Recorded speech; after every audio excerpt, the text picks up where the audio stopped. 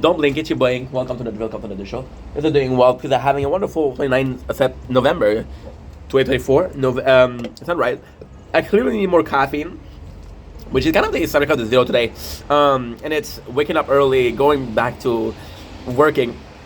I want to talk about this internship that I did in Cancun because it's a really good memories in my mind. It's a really good memories, and you see, I always talk about how the apartment made me a better person. It made me used to being alone. It made me used to being on my own.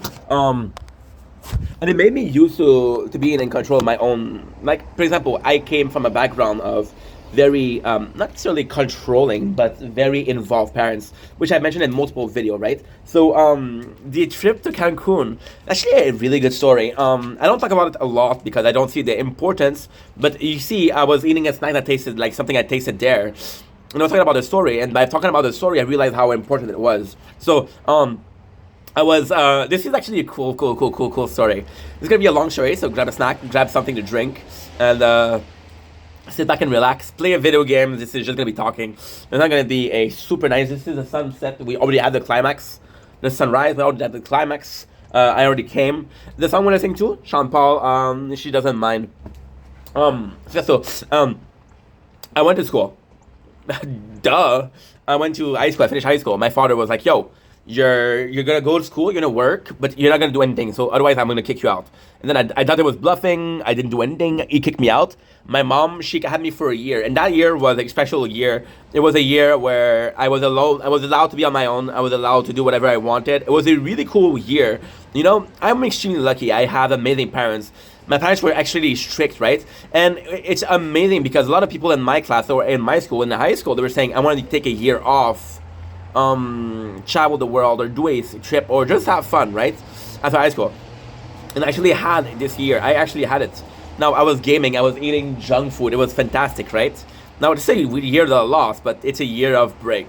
And after a while, my mom started putting, that's not necessarily pressure, but she's like, "Steph, I'm gonna take a class. It would be good for you to take a class. I don't need you to work, but at least please take a class." And I wasn't sure what I wanted to do, right? And see, I was raised by my father. My mom was around for sure, but my mom had me 2 days out of 14, which there's only so much you can do in 2 days out of 14, which is kind of normal, right?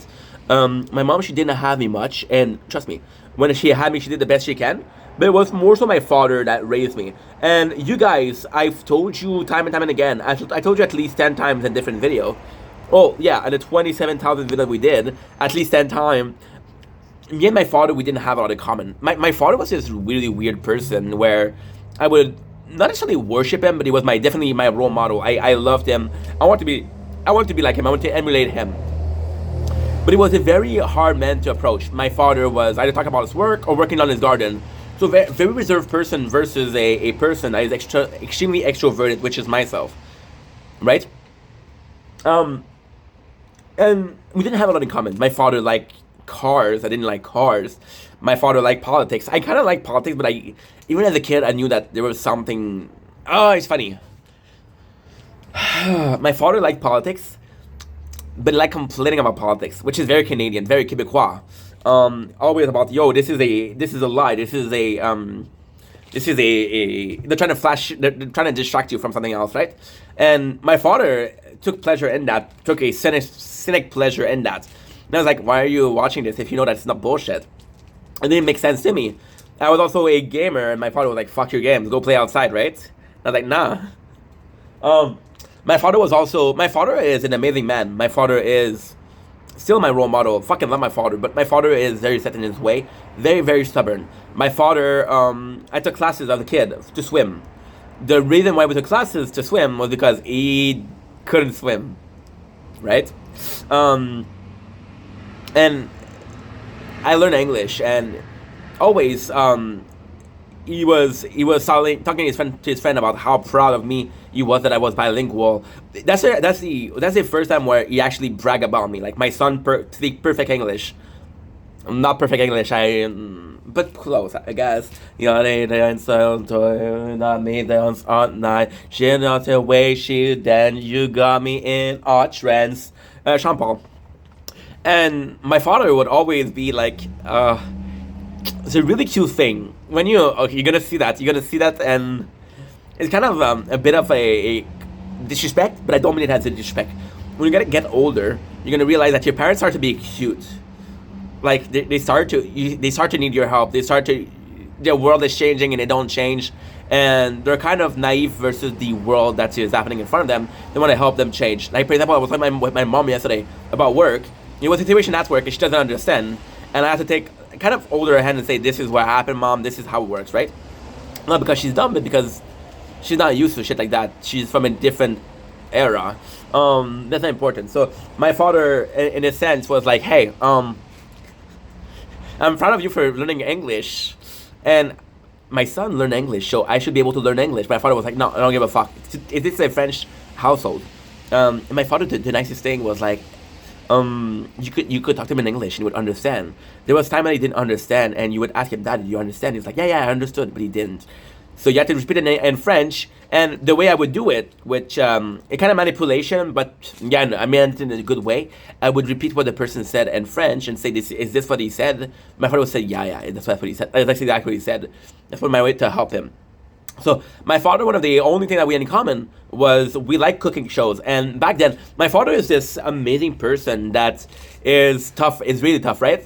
But then you're gonna be watching a movie, you're gonna be watching a sad story, and you're gonna see him cry. And if you look at him, he's gonna hide his face, but you can hear him crying, you know?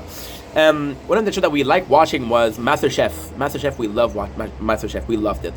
And MasterChef was this amazing show where you had people, and it was such a good show. It was a show where you had people making dish, and they all had this passion for food. They all had this dream for food.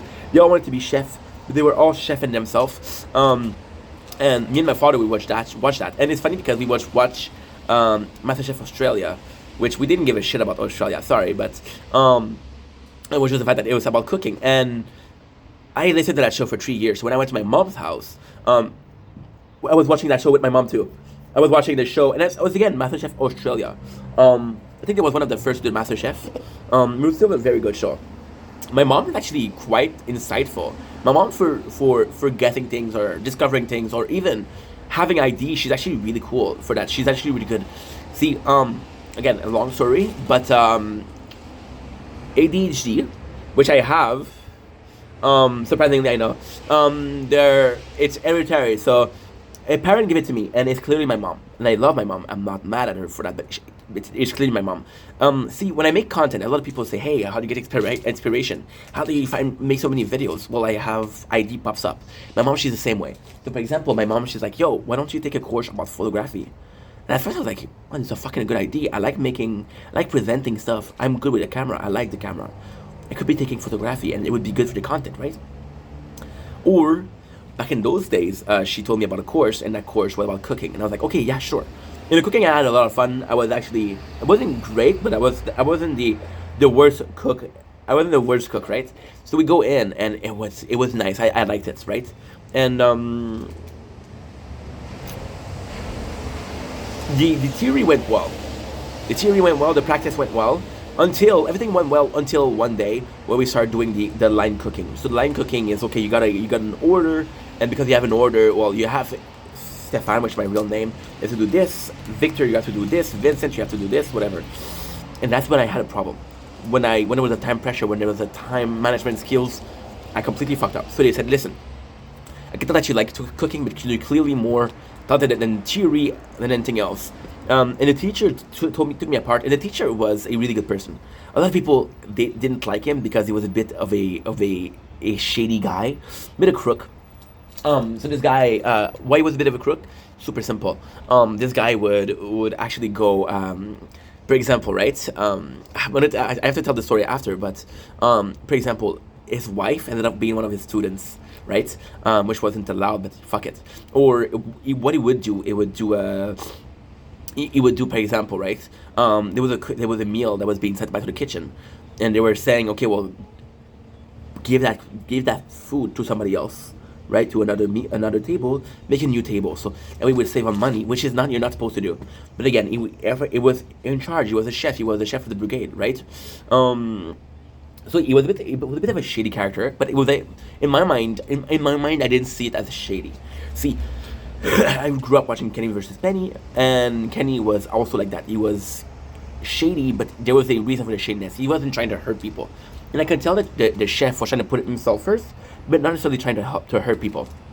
And he took me apart, and I kind of like that guy. I really liked him, and he said, "Listen, it's hard for you in line, but I can see potential in you. I would try bakery. Try for 2 weeks, right? And if you try for 2 weeks, then it's you come back to you don't like it, you come back to cooking." And I actually went to bakery, and I have a diploma in bakery, and I really like bakery. Bakery was this fantastic thing where you would cook, you would do your preps, you would wait a little bit, you would cook, then you would wait a little bit. So when you had things to do, it was really it's kind of cool. Bakery is actually really fun. Is when you have to work, you really have to work. There's a lot of breaks where you're waiting for stuff. You're waiting for the food to get cooked. You're waiting for the bread to the dough to elevate. So you want to know why the dough elevates? Because in your dough there's yeast. Yeast gets killed by salt. Salt killing the yeast, it develop a gas, and this is why your bread is puffy. Kind of cool, huh? So yeah, so I was really in love with that, and I was like, okay, let's try it. But I was, and again, I think he was manipulating me, but it's fine. I was often told I was a bestseller. The real reason was that I was the only guy that says yes. I would say yes. So what would happen is we need to finance a trip to Cancun, because in the beginning of the year, they were talking about, oh, we're gonna go to Cancun, we're gonna go to Cancun, we're gonna go to Cancun, right? And this was a huge scam from the teacher himself. The teacher was like, "Yo, I want to have 1,000 per student." We were 30. And it's like, okay, well, guess what? 30 people. That's 30,000. That's more than enough. More than enough for a trip, right? Well, not so much because we used to sell chocolate. So he would tell me you're the best seller, right? And I actually like selling. I actually really like selling. He said, "I need you. I need you. I need you." Now the reality is, I was the only guy that was saying yes. The only guy. Now, you could say it as a way of Ink was manipulating you, but even though he was manipulating me, this guy actually cared about me, and there's a couple of reasons for that. I'm certain he was caring about me because he would take me to serve to not necessarily to a restaurant, but we were had a service during a concert, during a wedding. We were serving food, right? And because we were serving food, you were like, okay, Ink, I need you. Come here. And what I would do is I would just place the plate. I wouldn't cook, but I was placing the plate. And he was like, "Yo, I'm happy that he didn't say yo, but he said I was happy that I got the experience." Now again, he could have been using me, but I believe in when he said, "I'm happy that you got the experience to be in a real kitchen." And even then, this is what I mean by he was a bit of a shady. Again, super respectful guy. I respect him a lot, but he was shady. So, for example, what he would do, I would go to a service, right? And he would say, "Hey, don't worry about school tomorrow. You don't have to go. I'll talk to your teacher." But no, I was in a class for baking. I wasn't in a class for cooking. So, although it was nice for him to make me be able to skip school, I didn't want to skip school, you know? So yeah, so that's what happened. And we went to, and it's funny because I was selling chocolate, right? And I don't even remember why I talk about this. Oh yeah, I remember. And I was selling chocolate, and I was actually good because it's funny because he would put me with people, and it's kind of funny because with the people he would put me in, those people were forced to go. So it was like, okay, well, we need some funds for the Cancun trip. You have to do it. And the course was a year long. So at first, of course, everybody says, I'm volunteering. But it was 5 nights a week. 5 nights a week for 48 weeks, right? So basically,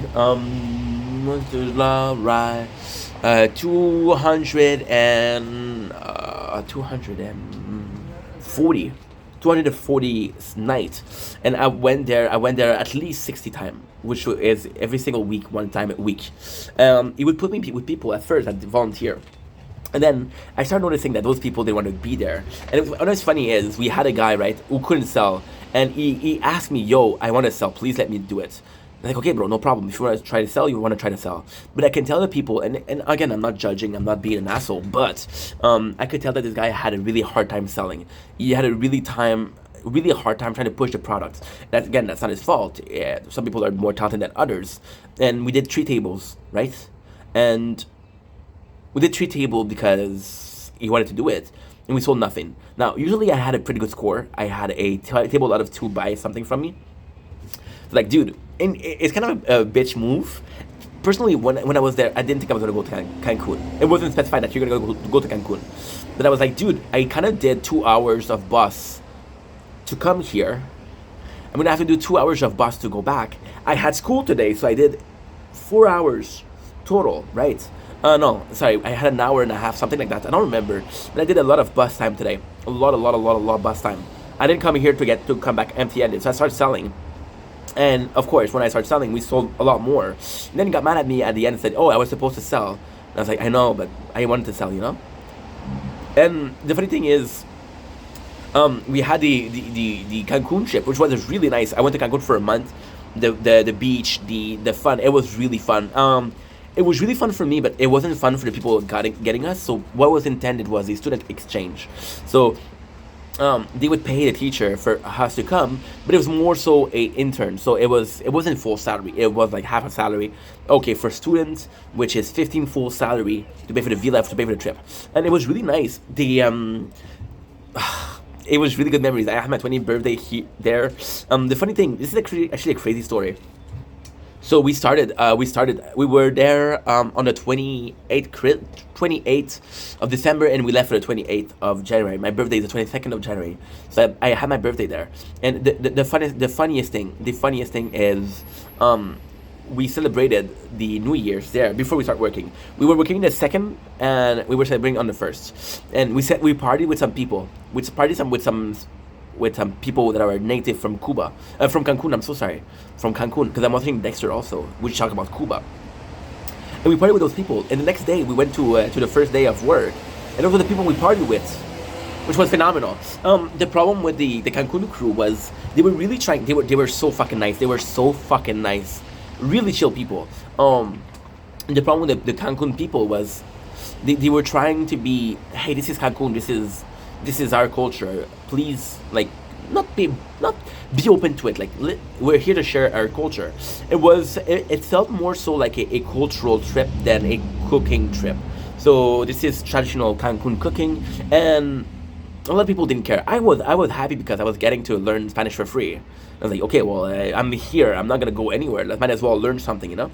And it's funny because my best friend Tommy over here. In a competition, and in a month, I did 116 hours, and Tommy did 115. And we did the two top.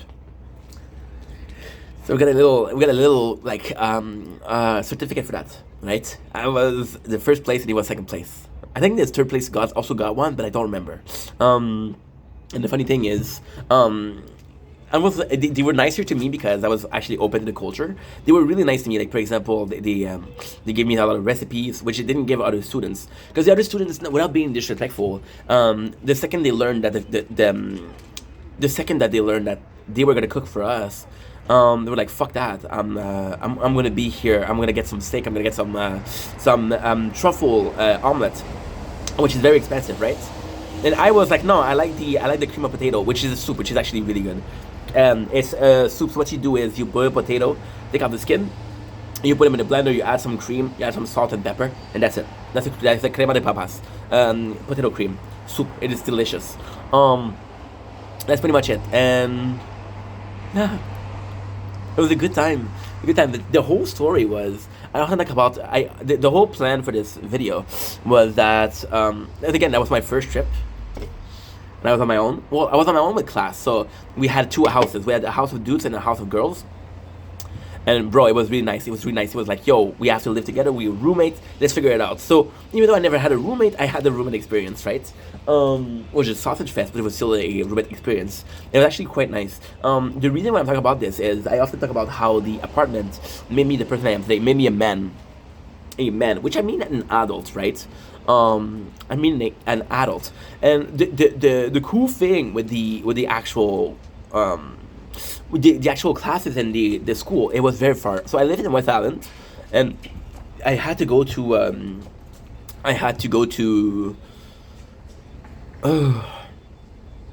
Castle Valley, which was in P9. No, Montreal North. Yeah. Montreal North. So I had to take a bus to get me to the. That was like 40 minutes to get me to the metro station. I would start from Côte-Vertu and I would go all the way to Henri Bourassa, which was one of the furthest away. I would do the whole line, and then I had to do another buses, but that bus was small. It was like 10 minutes, and I would go to school, right? So I would do easily like an hour 45, 2 hours every single day. Back then another 2 hours forth. So and this one it was nice because it was for the first time I was kind of away from the parents. And it's kind of cool. It was really nice because I don't drive. I was always a passenger. And it's nice. I like seeing where I'm going. I like seeing the nature. For example, when I was on bike, I was always looking at nature, you know? And it was cool because for 2 hours I could be alone. I could have my thoughts.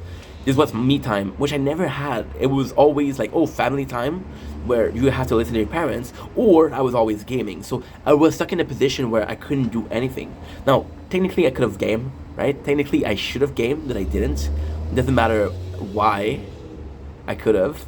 And yeah, I was just dumb because I didn't do it. But on a positive note, I feel like on a positive note, right? I discovered Mac Miller, and Mac Miller was fucking the only guy that I listened to. And he had a lot of music out, so I would listen to him only for like a year, 4 hours a day, and it was one of the best time of my life. And again, it wasn't the best time of my life because I was doing the bus. It was one of the best time of my life because I was doing whatever I wanted, and I had free time and I had me time. And when you have me time, it's more so the me time is. It's more so in the vibe of I'm in the bus, right? I can't do shit. I cannot do shit, right? And I'm on my own, and I got music, yes, and I got nature, but every single day is the same nature. So at the beginning you focus on nature, and after that you focus on the music. And then for a year, you start thinking about life, and you start focusing about life. And I was always very, very in my imagination, or very like I don't need to think. There's fucking stimulant over there with ADHD. So for example, there's a show, I'm gonna watch a show, fuck thinking. There's a game, I'm gonna watch a game, fuck thinking, right? But in the bus, you have to think. And it's the first time that I start thinking about life in itself, right? Now, I don't know what I was thinking about, but it's still important. And yeah, that's pretty much it. That's pretty much it. I think it was beneficial. It was very beneficial. There's one of the hardest battle that I had to do. One of the hardest battle. And you think it's depression, it's not depression. You think it was getting bullied, it's not getting bullied. You think it's making content every single day, no, that's the easiest thing I ever did. The hardest thing that I had to do was becoming self-sufficient. Being okay on my own, right? I remember this funny part, this really, really funny story. My mom, in the winter, she would be like, ink, and bless her heart. She didn't want me she didn't trust me to be alone in the house. Which is still be babying, so she was like, hey, you can't be alone in the house. You can be somewhere else, but you can't be alone in the house. Now, we live close to a McDonald's, so in her mind, I was going to go to McDonald's, but in my mind, I was like, nah, I'm not going to go to McDonald's every single day, it's boring. So what I would do, I would spend my whole entire day in the bus. I would go a place which take me 2 to 3 hours, then I would go back, and it was actually quite fun. And that's pretty much it. That's the story of the Cancun trip. Thank you for listening. Love you guys, take it easy. Peace.